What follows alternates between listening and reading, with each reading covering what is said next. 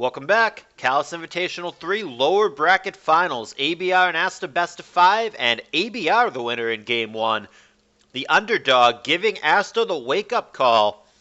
Asta makes one or two minor little mistakes. ABR punishes them, and ABR takes the game.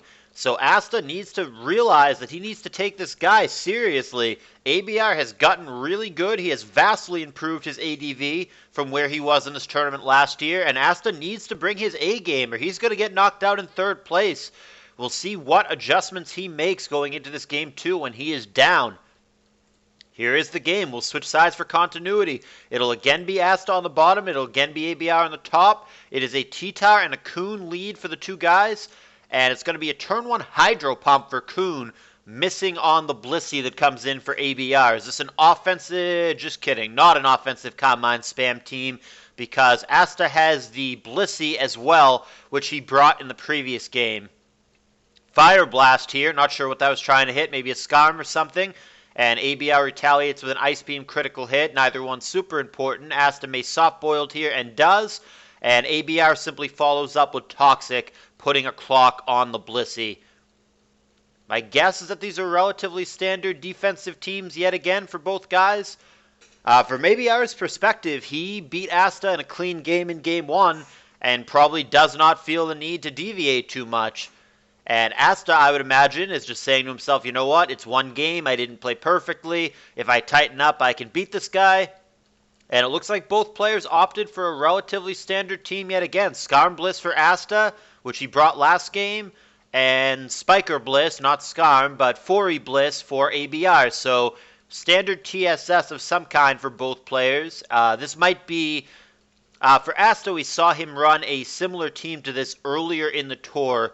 It is his variation, his take on the 2015 M-Dragon World Cup team, in which the last 3 Pokemon are Claydol, Gengar, and Dugtrio, which is a team that I have used a million times throughout the years. I find it to be one of the most reliable teams for tournament play. It's so good. I've had a lot of tournament success myself with it, in like Pokemon Perfect Tours and Lesser Smogon Tours and such, and I've seen a number of other players use it on the tour and do really well with it. It's just one of the best teams. It's been around forever. Asta's got some updates. He's got like Fire Blast on Bliss and Hydro Pump on Kuhn, so this is his kind of unique take on the team, but it's a team that has been tried and true and has been good for years and years and years.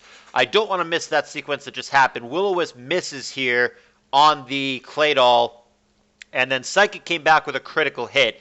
So that was obviously a really good turn for Asta. ABR would have liked to have either not gotten crit, obviously, or to actually hit the Will-O-Wisp. He does sneak in here and block the Rapid Spin, despite the Gengar being at 9%, so that was a good play for ABR. However, he fails on the follow-up prediction, where he could have done quite a bit of damage to the opposing Gengar had he gone Thunderbolt or Ice Punch instead, but he was not able to do that. He sneaks in T-Tar, which is only shown Flamethrower here. It's paired with Fortress, so you've got to think it's a Pursuit Tar. That is classic logic that has been around forever, and indeed that's going to hold true today. Now the reason for that, for those of you watching maybe less familiar with that, the reason is because Fortress basically will never get a Rapid Spin off through an opposing Gengar. Fortress just cannot beat Gengar. So it basically just becomes a bad Spiker at that point. It becomes a bad Skarmory. It can still spike, but it can never ever spin. So the logic is, if you use something reliable to remove Gengar, which, I mean, you could use like Umbreon or something, but T-Tar is simply the better poke. So if you use a Pursuit Tar to reliably remove Gengar, you now have Fortress with the ability to actually Rapid Spin, which is really one of the only advantages, and also being a little bit better against Magneton, but really one of the only advantages that Fortress has over Skarmory. Skarmory, if Fortress didn't have Rapid Spin, Skarmory is just flat out a significantly better Pokemon than Fortress is.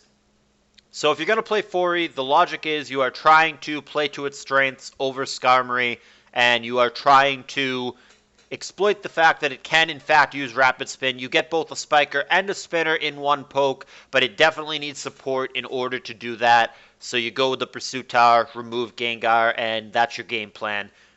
And that did, in fact, turn out to be relevant in this game, because the Fortress is still alive, the Gengar is not, and should Asta spike up, the Fortress is going to be there to check it, and Fortress can hang pretty tight against the Skarm. He's got 67% left, so if Skarm comes in to spike up, ABR can come in with him and just spike spin with him and get the advantage in that way.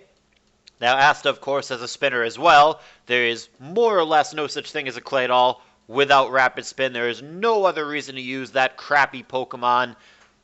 And we'll see what they both want to do. So far, it is a pretty grindy back-and-forth game. Remember that Gengar has only 9% from ABR, so that's not exactly in great shape. Kuhn at a hundo, Blissey at a hundo, Skarm healthy, Claydol 64. On the other side, alright, stop the presses. There's some hacks. There is a freeze on Moltres, and he's going to remain frozen here. However, over prediction Toxic, giving him an opportunity to thaw. See if he does again. Tries to thaw, gets hit with Ice Beam. Can live one more of these, it looks like. So he's going to have 2 more opportunities to thaw, though I don't know that this is the matchup he wants to stay in on. And ABR agrees. He's going to get out of the way and perhaps try another day to get the thaw. Blissey comes in, takes Ice Beam successfully. Toxic misses for Asta, but connects for ABR. Not super relevant in the Bliss Mirror match, however. It looks to me like Asta is a little bit ahead. This game far from over.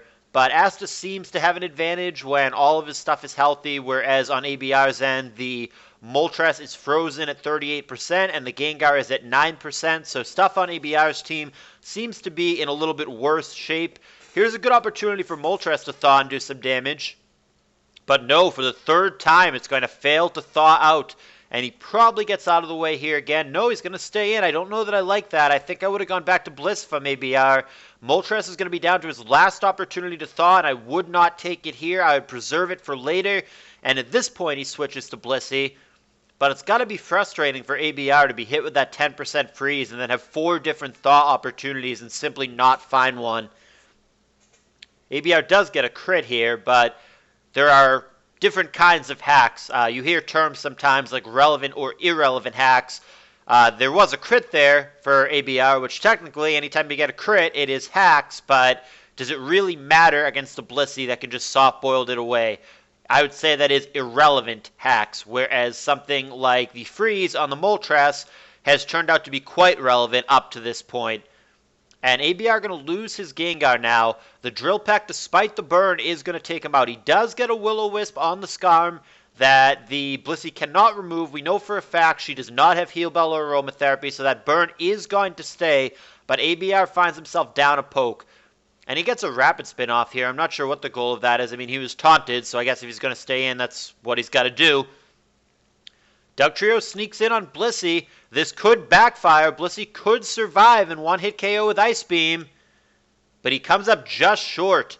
And Dugtrio going to survive at 3%. That's going to be the end of Blissey. And I believe Asta has a pretty nice chokehold on this game. He's got ABR in the rear naked choke. Now all he's got to do is push up a little bit. Push ABR's head down. And I believe ABR is going to fall in this one, and we're going to see ourselves a 1-1 set, keeping in mind that if that is the case, it is a best of 5. So even if ABR were to win this game, which it doesn't look like he's going to, it is not over. But should ABR lose this game, that means we're going to have a minimum of 4 games because we'd be at a 1-1 situation. It's not over, but I think to get out of this, it would have to be a Curse Pert. I think the frozen Moltres, well, the now dead Moltres, actually, and the Fortress are not going to get it done, so I think Curse Pert would be the only hope for ABR, and he would have to get his Fortress killed first in order to do that. So, if you are Curse Pert, I think you stay in here and spike up and beg to get Fire Blasted, and ABR doesn't do that. So, to me, I think ABR is dead, because if it is a Curse Pert, it has to be the last poke, because otherwise the Skarm is just going to whirlwind it away when you set up. So I think you should have intentionally gotten your Fortress killed there by Fire Blast, gone down to last poke Pert, and then tried to set it up. And I think Curse Pert would have had more than 0 chance to win this game. But that does not appear to be the case, and it looks like we're simply going through the final motions here before ABR folds. He did have an opportunity to kill the Blissey there with a critical hit, but he didn't find it, and I think the window is closed.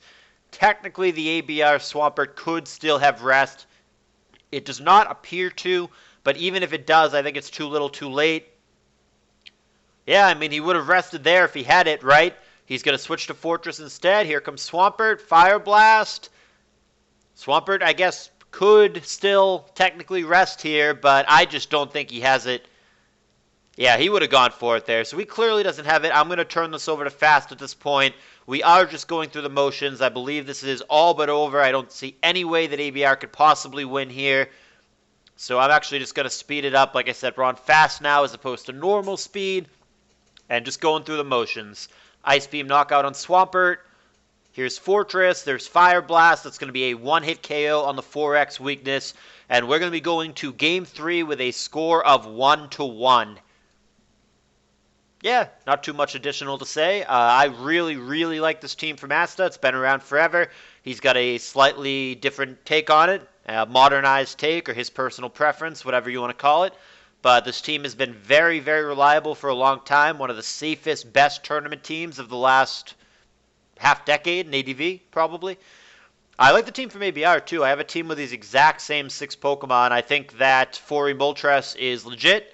It just did not work out in this particular game. Asta, remember, got a couple of relevant hacks. He got a crit Psychic on the Gengar on a missed Will-O-Wisp turn. He got a freeze on the Moltres, things like that, and they very well may have ended up mattering.